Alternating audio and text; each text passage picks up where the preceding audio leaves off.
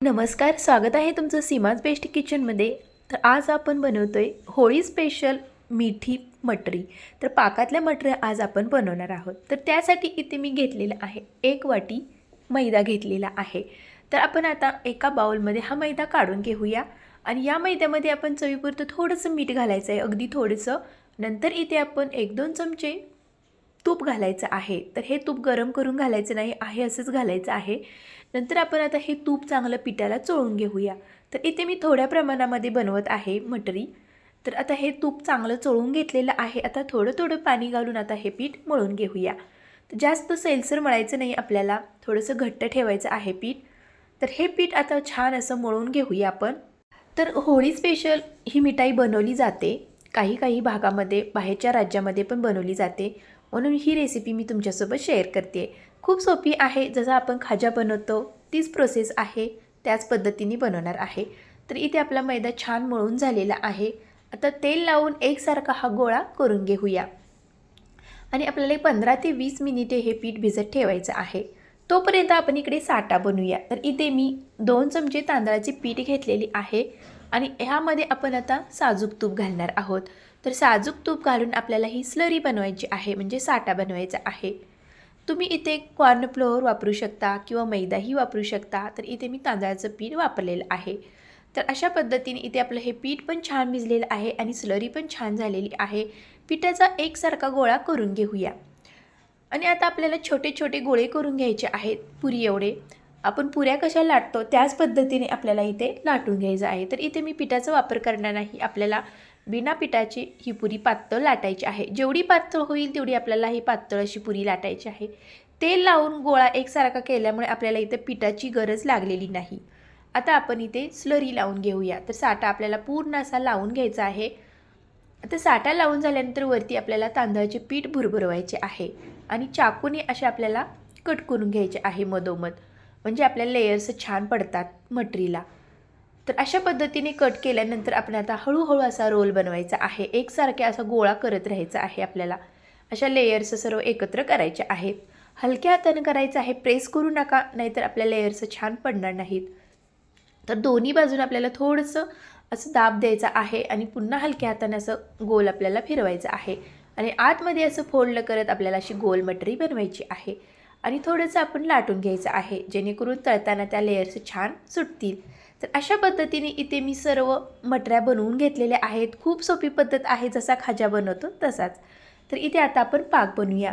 पाक बनवण्यासाठी इथे मी 1 वाटी साखर घेतलेली आहे. जेवढा मैदा तेवढी साखर घ्यायची आहे आणि पाणी पण 1 वाटी घातलेलं आहे. आता आपण ही साखर मेल्ट करून घ्यायची आहे.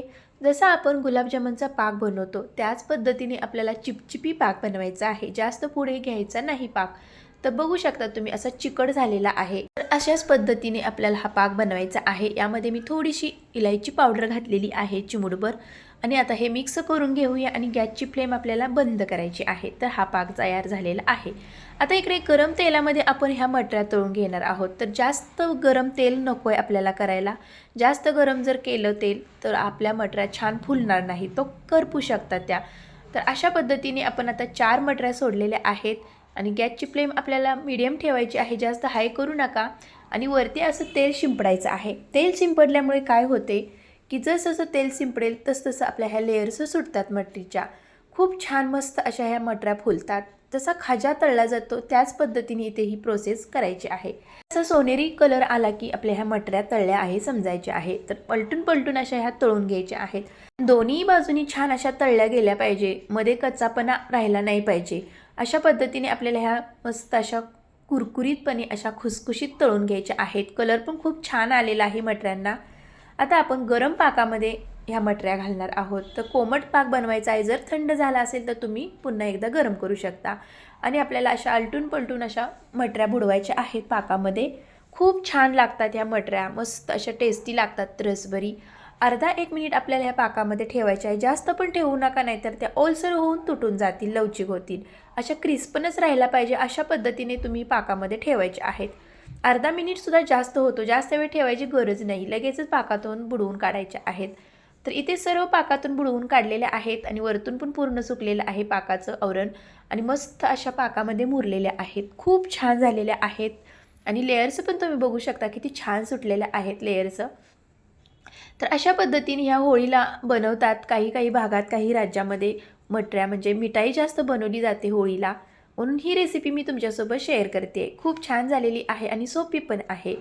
खाज्याचा प्रकार आहे हा, पण त्याला नाव अशा पद्धतीने दिले जाते, अशा पद्धतीने बाहेरच्या राज्यामध्ये बनवतात, म्हणून मी ही रेसिपी तुमच्यासोबत शेअर केलेली आहे. वरतून थोडासा पाक घालूया अजून, आणि इथे मी काजू आणि बदामाचे क्रश केलेले तुकडे आहेत छोटे छोटे, ते इथे वरतून गार्निशिंग करूया आपण.